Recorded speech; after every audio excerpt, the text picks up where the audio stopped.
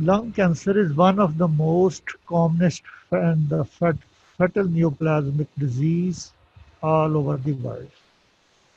So the most important is it is very fatal and very common type of cancer. 1.2 million deaths per year. दुनिया में कितनी death हो रही है 1.2 million deaths due to lung cancer. And the incidence is rising throughout the world, particularly in the developing countries, poor countries. Maximum cases between the age 50 to 70 year of age. So it is a dangerous disease. It is a very common disease. 1.2 million deaths per year, and incidence is increasing day by day, particularly in the third world countries. Most common cause of what is the age which is the mostly affected by this tumor is the between the age limit of 50 to 70 years. Most of the cases falls in this age range. Most common cause of lung cancer death in male. In the male, the most common cause of cancerous death is bronchogenic carcinoma, that is lung cancer. And after the breast cancer, it is the second most common cause of death in cases of female. This disease is very much common in lower socioeconomic strata. New evidence both male and female. The ratio between male and the latest global situation is 1.5 male and 1 is the female. This is the ratio. So up till now I have told you that the lung cancer is the very lethal type of cancer, and it is the commonest cause of cancerous death in cases of male. And in the female, it is the second most common cause of cancer, death due to cancers. And the age group most commonly affected by this disease is the 50 to 70 years of age.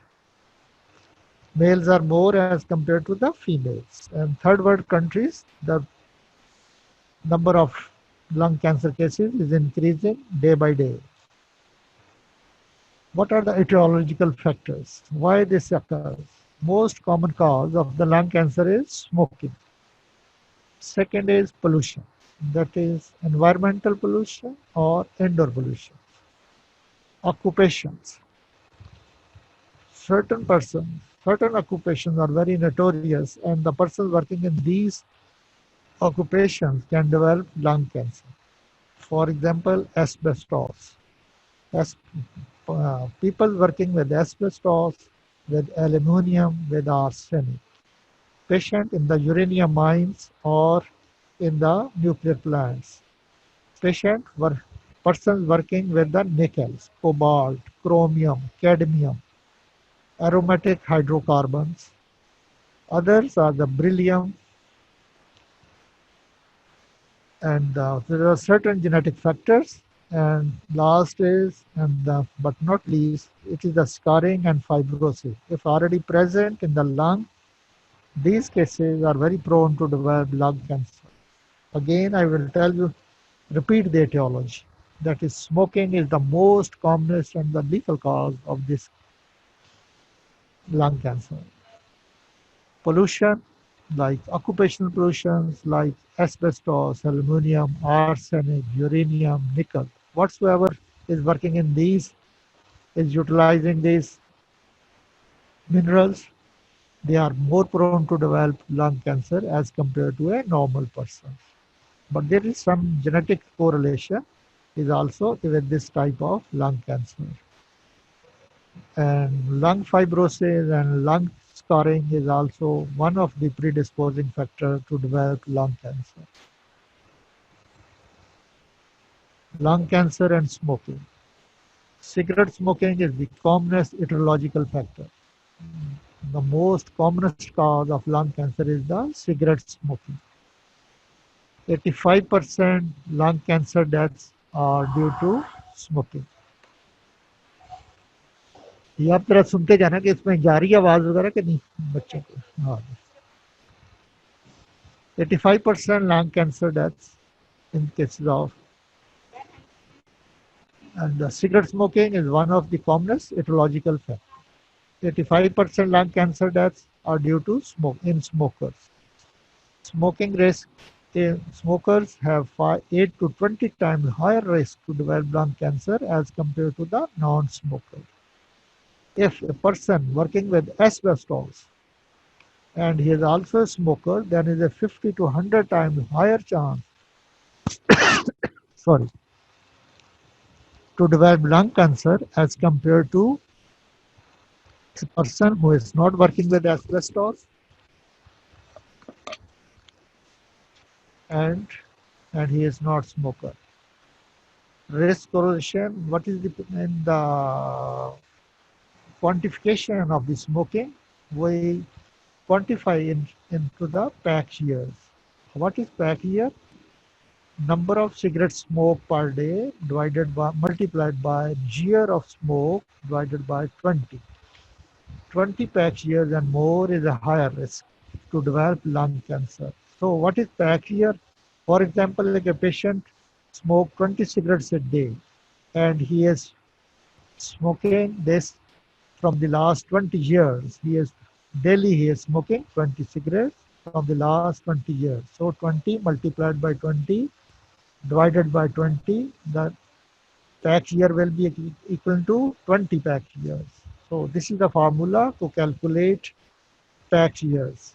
And persons with 20 pack years or more, they are at very much higher risk to develop lung cancer as compared to a non-smoker. 50% lung cancer occurs in non-smoker also, particularly alveolar cell carcinoma. 5% lung cancer deaths is due to passive smoking. So 80% are smokers, 15% are non-smoker, and 5% are passive smoker. What is passive smoking? For example, a person in the house is smoking and other person living in he is non-smoker, but he is inhaling the smoke. That is second-hand smoke is going into his lungs. This person is called, we call it a passive smoker. Recent reports of high death rates from Southeast Asia is a cause of concern. Most causes due to the increasing addiction of cigarette smoking. Those who smoke 20 cigarettes per day are 25 times more likely to die of lung cancer as compared to a non-smoker. So 20 cigarettes per day, 25 times more cause. So smoking is the most important cause of lung cancer. 15% lung cancer cases are non-smoker and 5% cases are due to passive smoking. What is the pathogenesis? Predominantly, lung cancer starts from the epithelial lining of the respiratory passages. Carcinogen damages the cells, damages the DNA, protein, and lipids. Multiple genetic and cellular alterations also leads to lung cancer. Mutation of the tumor suppression gene. There is a special gene in our body provided by the nature that suppresses the tumor cell. In these cases of lung cancer, these tumor suppression genes are suppressed. Activation of oncogenes. This is another counteraction, that is oncogenes, that certain genes which can cause cancer, they are activated in these patients. And last is the chronic inflammation due to certain industrial environments or cigarette smoke. So what is the pathogenesis? Predominantly, it is epithelial in origin. Carcinogen damage the DNA of the cells, proteins of the cells, and lipids of the cells. Multiple genetic factors are also operating.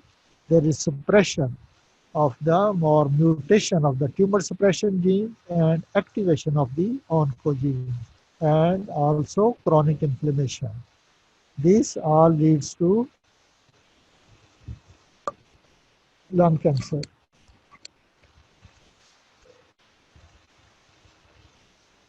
So, lung cancer WHO classification, small cell and non-small cell. There are two major groups of the lung cancer. One is called small cell lung cancer, and seconds are non-small cell lung cancer. 20 to 25% are the small cell. 60 to 70% are the non-small cell. These are the two broad groups. Why they are divided into these groups? Because of their management. Management is different in cases of small cell lung cancer, and it is different for non-small cell lung cancer. So non-small cell is again divided into 25 to 30% are the squamous cell, adenocarcinoma 25 to 30%, large cell 10%. Other varieties of lung cancer, adenosquamous here, salivary gland-like tumor, carcinoid tumor, sarcomatoid tumor. So two major groups, small cell and non-small cell. And what is the percentage of small cell? It is 25 to 20 to 25%. And what is the non-small cell percentage? 60 to 70% of the lung cancer are non-small cell lung cancer. Why they are divided in two groups? Because of their management. We will discuss management in the later on in the other slides. Non-small cell lung cancer has four varieties. First is squamous cell. 25 to 30% is squamous cell. 25 to 30% is adenocarcinoma. 10% is large cell. There are small number of cancers like adenosquamous, salivary gland-like tumors, carcinoid tumors, and sarcomatoid sphere. This is again classification. Squamous cell is again subvarieties of squamous cell. Adenocarcinoma subvarieties, and then later on this is large cell carcinoma. It's further subdivisions. It is not required at your level. You must remember only two things: small cell, non-small cell, and non-small cell have got the major group three varieties. That is squamous cell, adenocarcinoma, and large cell. How these patients present? Very anomalous. There are different type of presentation of the patients of the lung cancer. Chances of finding of asymptomatic opacity on the X-ray is also there. Extremely advanced disease leading to death.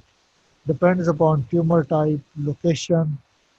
The clinical presentation mostly depends upon the tumor size, tumor location, its stage of the tumor, whether it is in the initial stages or in the advanced stages.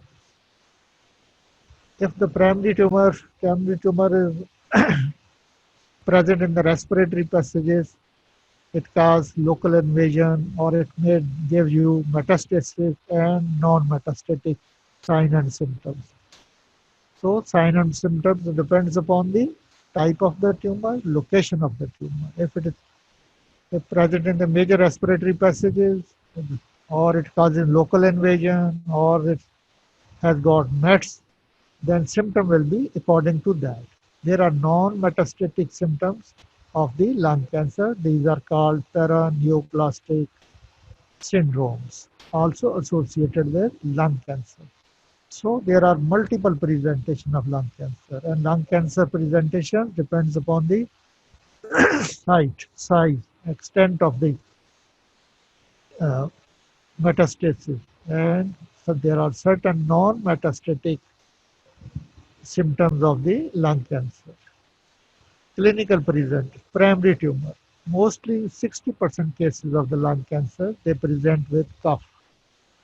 10 to 25% cases present with hemoptysis, shortness of breath, wheeze, stridor, anorexia, weight loss, bronchoria. What is bronchoria? Excessive production of the mucoid type of secretions. This is called bronchoria. It is mainly seen in alveolar cell carcinoma or adenocarcinoma, a variety of the non-small cell carcinoma. So, there are many type of presentations, but the most hemoptysis, shortness of breath, wheeze, stridor, anorexia, weight loss, and bronchoria.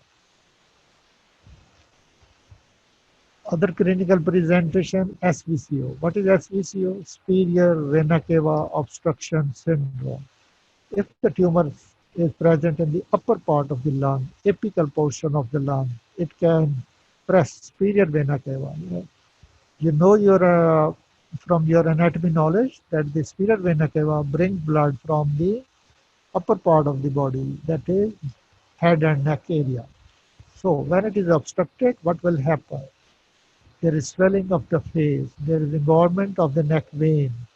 So this the the vein that are engorged in the neck, they are non-pulsatile, and the face is suffused. This is called superior vena cava obstruction, mainly seen in cases of apical tumors of the lung. Horner syndrome. Patient may present with Horner syndrome. What is Horner syndrome? There is sympathetic chain of is obstructed or it is under pressure by the apical tumor of the lung. There is ptosis, meiosis, and hydrosis. Patient may present with hoarseness of voice. Why hoarseness of voice? Left, particularly if the tumor on the left side, near the left hilum, it suppresses the left recurrent laryngeal nerve that supplies the vocal cords. So these patients present with hoarseness of voice. So different clinical presentation. Patient may present in the previous slide with cough, with hemoptysis, shortness of breath, anorexia, weight loss, bronchoria, and then SVCO, superior vena cava obstruction. Patient may present with Horner syndrome.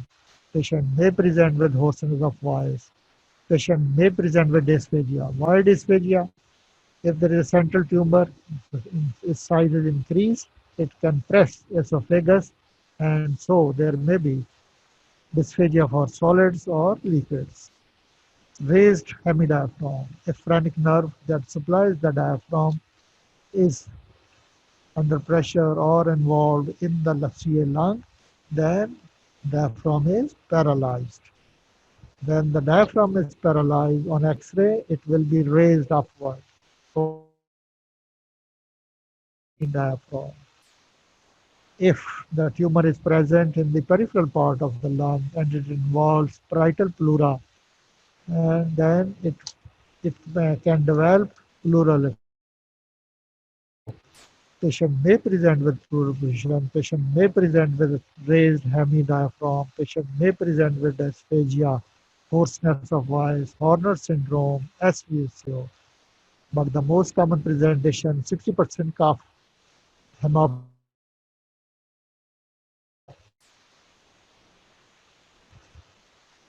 Other presentation, pericardial effusion. If the tumor involves the pericardium, then there will be pericardial effusion. Patient may present with cardiac tamponade. Chest pain. Why chest pain? When the pleura is involved and the tumor can erode the ribs. When the ribs involved, a severe type of pain, chest pain.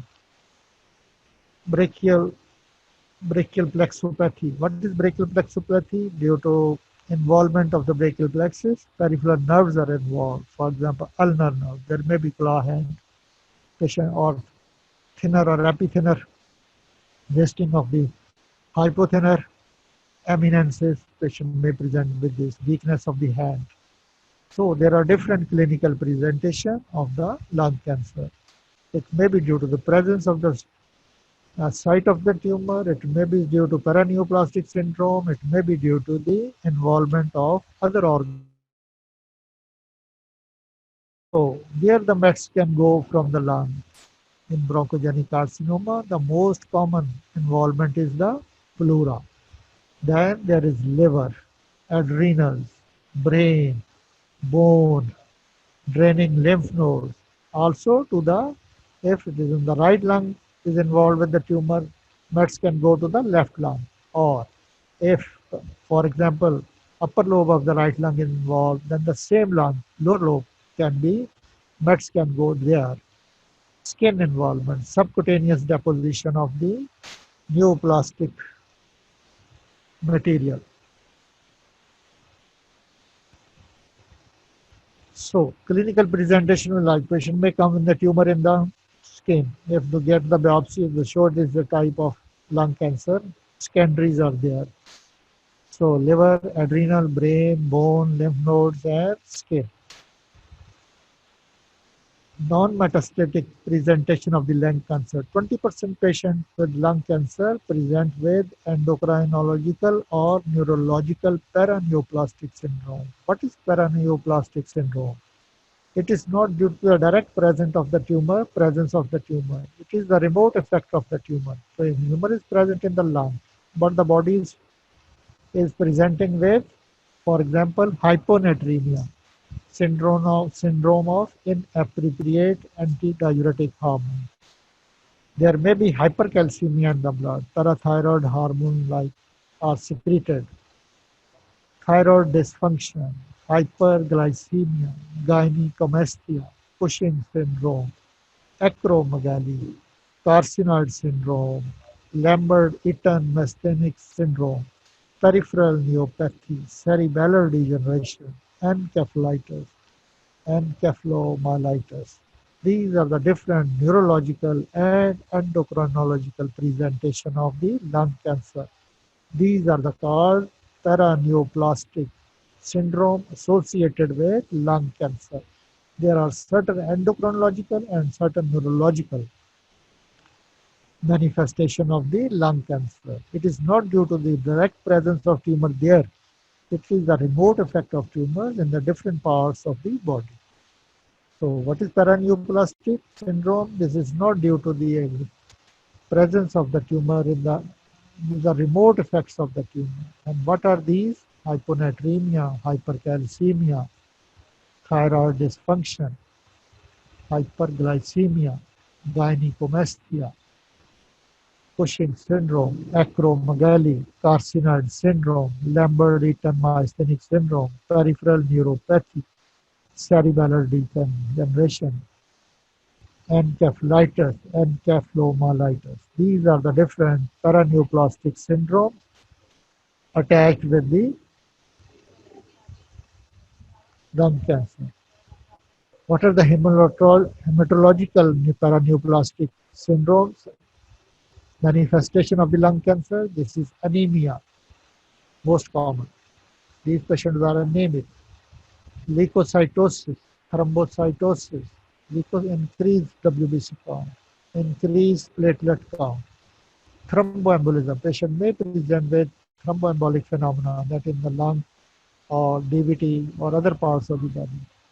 Idiopathic thrombocytopenic purpura, ITP, non-thrombotic endocarditis, vasculitis, musculoskeletal clubbing, hypertrophic pulmonary osteoarthropathy. What is this? It is the grade 4 clubbing drumstick, appearance of the nails, plus involvements of the wrist joints of the patient, dermatomyositis, polymyositis. These are the musculoskeletal finding of the present in the 20% patient of the lung cancer. I again repeat hematological paraneoplastic finding. They are present in only 20% cases. There may be anemia, leukocytosis, thrombocytosis, thromboembolism, ITP, non-thrombotic endocarditis, vasculitis. Patient may present with clubbing, hypertrophic pulmonary osteoarthropathy, dermatomyositis, polymyositis. These are the different paraneoplastic presentation in hematological and musculoskeletal. Other I have previous slide I have told you endocrinological and neurological paraneoplastic syndrome associated with lung cancer. These were hyponatremia, hypercalcemia, thyroid dysfunction, hyperglycemia, gynecomastia, Cushing syndrome, acromegaly, carcinoid syndrome, Lambert-Eaton myasthenic syndrome, peripheral neuropathy, cerebellar degeneration, encephalitis, encephalitis.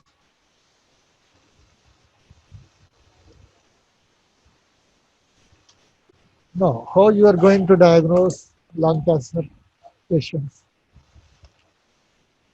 We can do X-ray test. We can send sputum for cytology, that is sputum for malignant cell.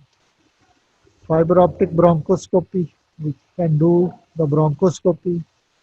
We do FNA fine needle aspiration from the lung mass, and we can send this to histopathology to diagnose malignant cells, or rather to see that it is what type of tumor it is. Other things that can be done, that is EBUS, endobronchial ultrasound, and with endobronchial ultrasound probe goes into the bronchus, and there is a fine needle from where we can do the aspiration, ultrasound guided aspiration. And EUS, what is EUS? Endoesophageal ultrasound. CT scan with contrast. CT scan with contrast material can give us the exact situation, where is the exact location of the tumors, and at the same time draining lymph node situation, whether they are involved or not. Fluorodeoxyglucose PET scan. PET scan actively metabolizing cells, they emit a certain type of radiations, and that is detected by this type of scan. This is called PET scan. Isotope bone scan can be done to visualize that what bones are involved in this lung cancer, involved or not. If involved, how much, what vertebrae are involved, or what bones are involved. VATS, medioscopy, mediastinoscopy, thoracotomy. What is VATS? VATS is a video assisted thoracoscope. We introduce a fiber optic instrument from the intercostal spaces into the lung, and directly visualize where is the tumor, and we get biopsies from that side. Mediastinoscope, and the suprasternal notch under the GA, or the VNS, under the anesthesia, we can go introduce the mediastinoscope, and we can find that what mediastinum lymph nodes are involved with the lung cancer or not. Thoracotomy, MRI. This is another.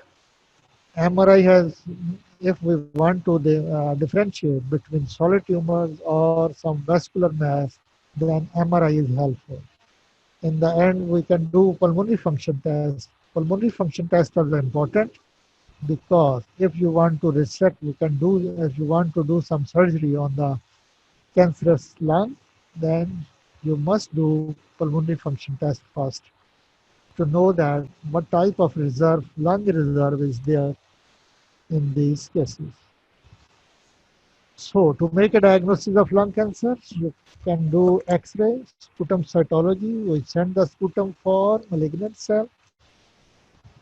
We can do CT scan with contrast. We can get PET scan. We can do FNA. We can do MRI. We can do pulmonary function test. What? X-ray chest. X-ray chest is the most important and the first investigation which we are going to do in these cases.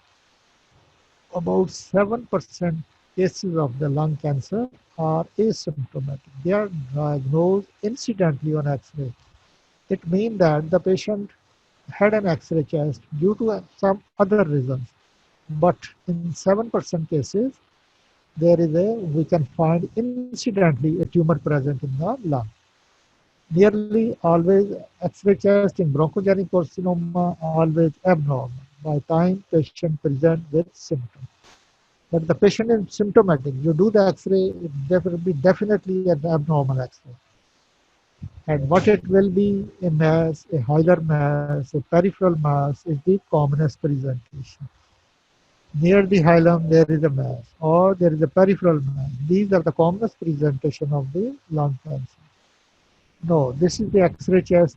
You can see the right hilar mass. It has got outer irregular borders.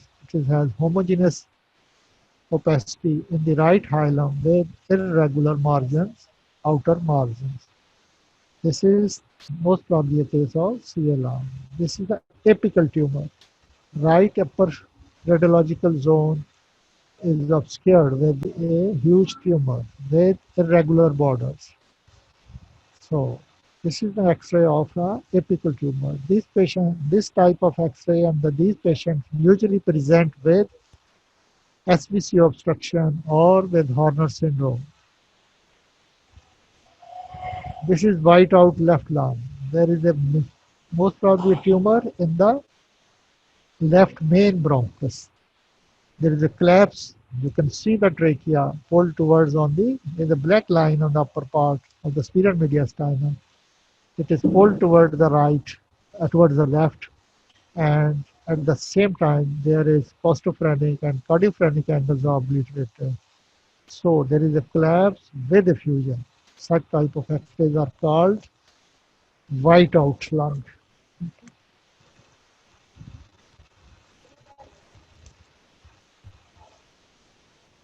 This is the CT picture. There is a rounded mass present in the right upper lobe.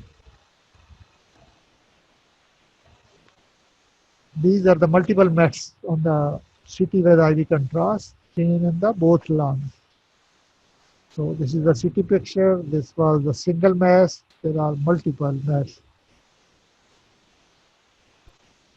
So first of all, X-ray chest, then CT, then sputum cytology. Sputum cytology may be helpful in the diagnosis of lung cancer. Its yield is 60 to 75% in the central lesion. If the tumor is in the center of the lung, near the mediastinum, near the main bronchus, then if you send the sputum to the lab for malignant cell, there is 60 to 75% chances to get a positive result. We can find the malignant cell, much higher yield. If we do bronchoscopy and after bronchoscopy there is irritation of and the patient presents usually with lot of sputum.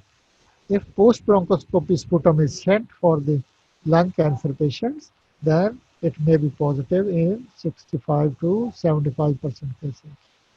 Sputum cytology is usually not routinely recommended, but it is a very good test for a non-invasive test in cases of centrally located tumors.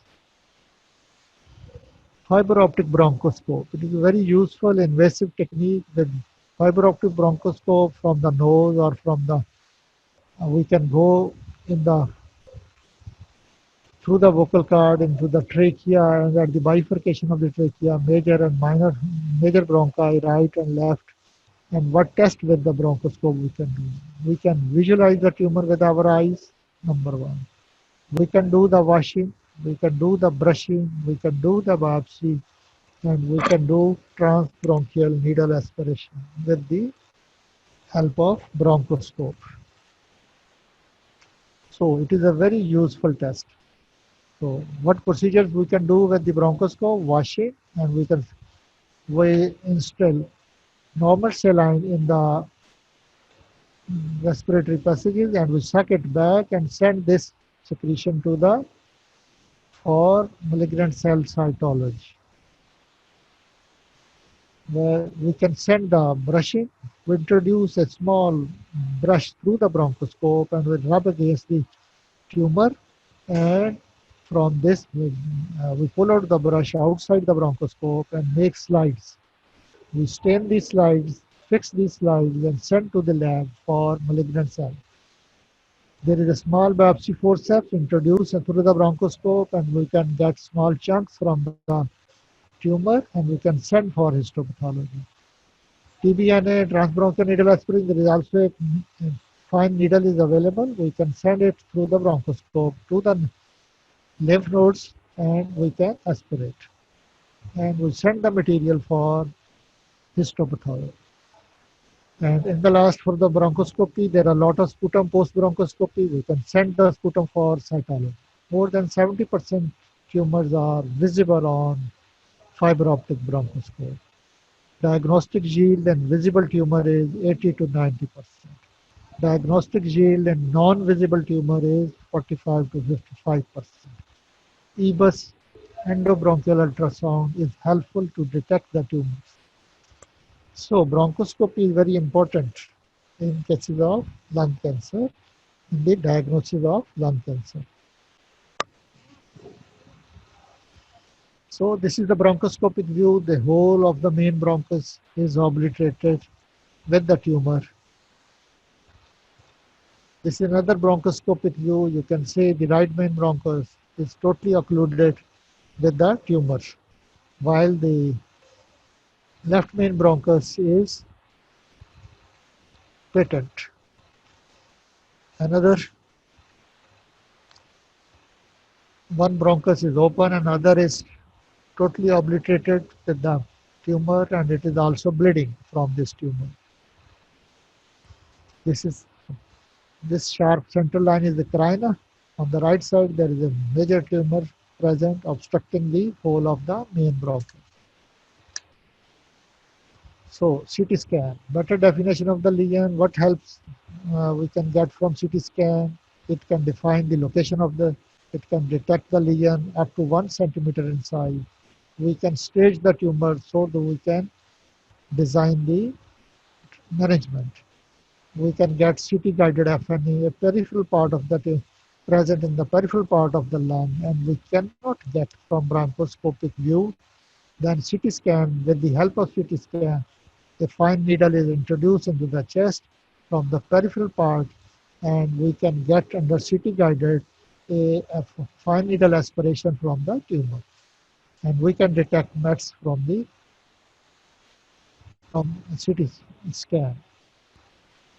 Diagnosis.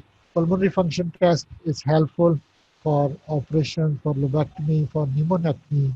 We can also do transfer factors.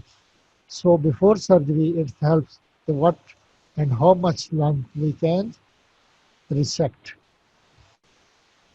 PET scan, fluorodeoxyglucose positron emission tomography. It is very helpful when CT and bronchoscopic results are equivocal.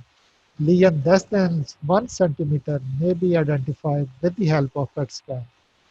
It helps in staging of the disease. It is useful for mediastinal nodes, METs assessment, but it is costly and it is not available everywhere.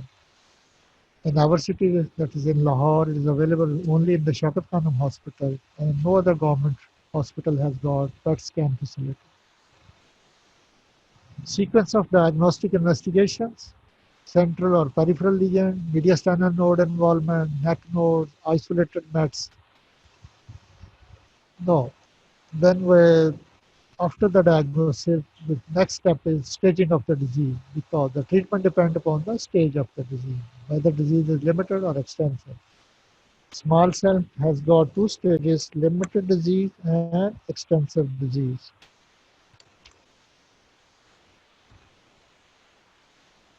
Limited disease, 25 to small cell, 25 to 30% cases have got limited disease, one non-small cell. Extensive disease is present in 70 to 75%.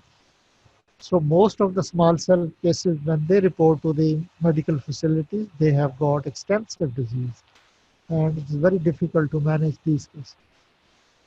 Non-small cell, these are staged. There is a staging system. You must have read in your pathology. TNM, TNM classification from stage 0 to stage 4.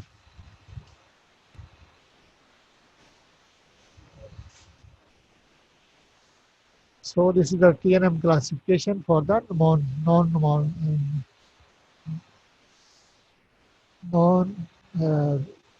for the squamous cell or the non-small cell tumors.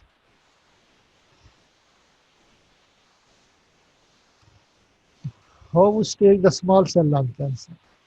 It has got two stages: limited disease, extensive disease. As I have told you, most of these patients present with extensive disease, 70% cases.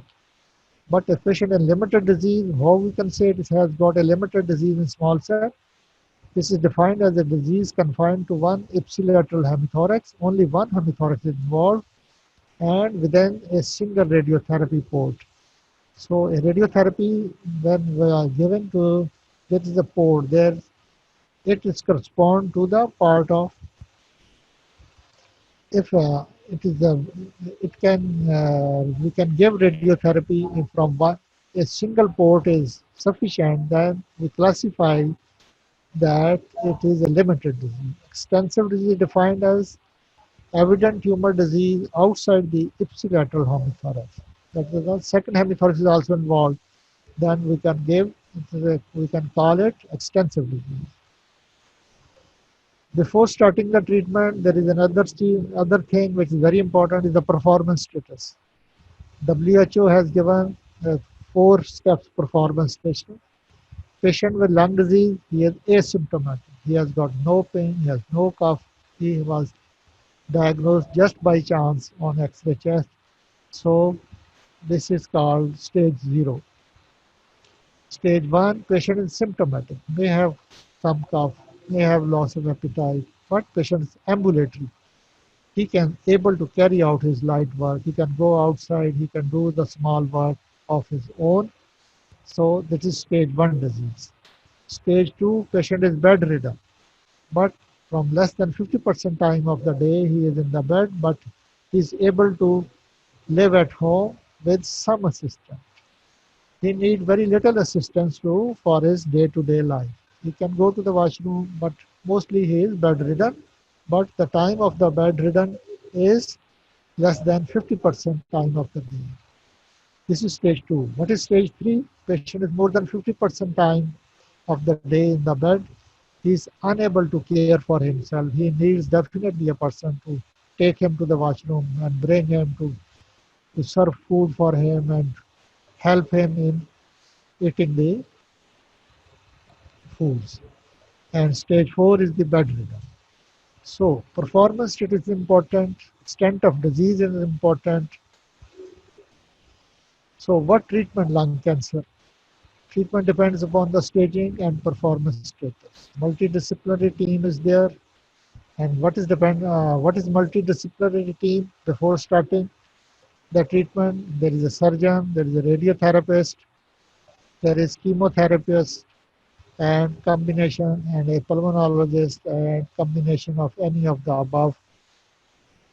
So what treatment options we can give through multidisciplinary team is surgery, radiotherapy, chemotherapy, and combination, or just symptomatic. If patient very much extensive disease, we can just symptomatic treatment. So 5-year survival in different stages. Stage 1A, only 50% cases in cases of non-small cell and 35% in cases of small cell lung cancer. But mostly it is life expectancy is very less when the patient comes. Usually the patient with non-small cell lung cancer, they usually present to us in stage 2A or 2B, and there is only 26% patient who survive for 5 years. Most otherwise, the remaining die. And small cell, there are only 18% cases. They present early and they survive up to 5 years, usually not, others not. Overall 5-year survival is very poor, 5 to 15%, no significant improvement in the last 30 years. This is the race against time. Tumor markers are also under investigations.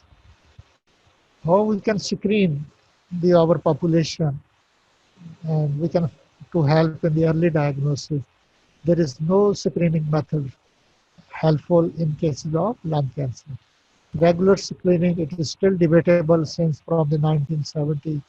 Large trial for the efficacy of the sputum cytology and X-ray, but it is still not clear if we expose a patient every 6 months, a person to detect lung cancer earlier, it is not helpful.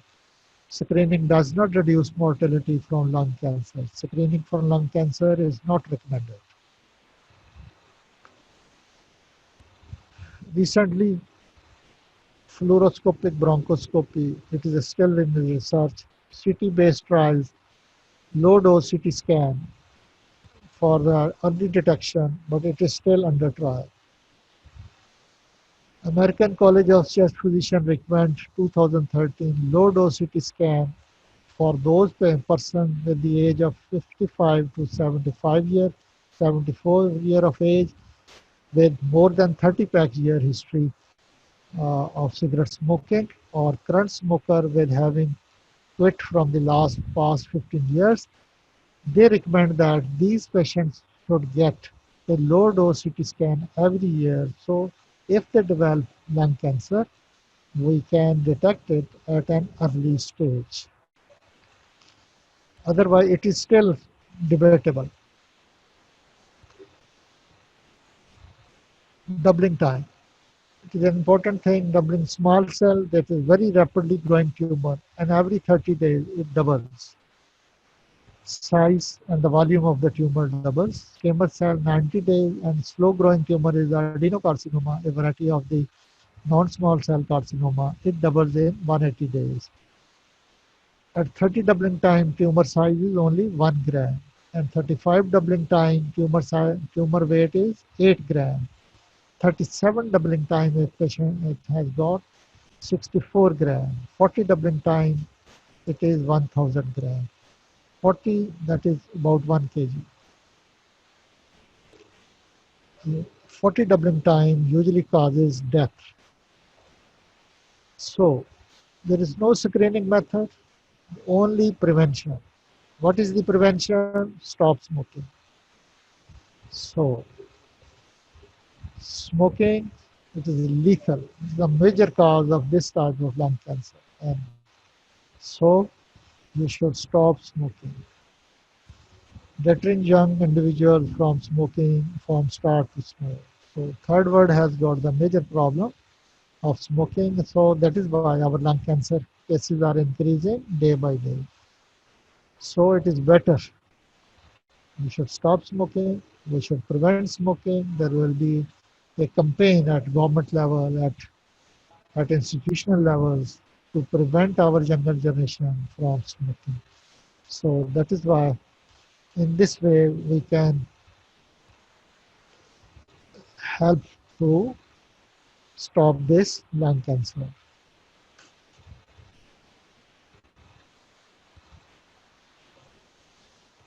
So what is this? Stop smoking or stop breathing. So thank you very much.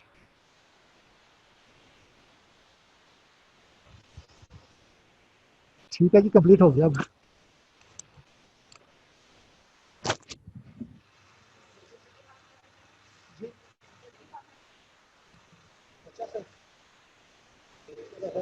Third year के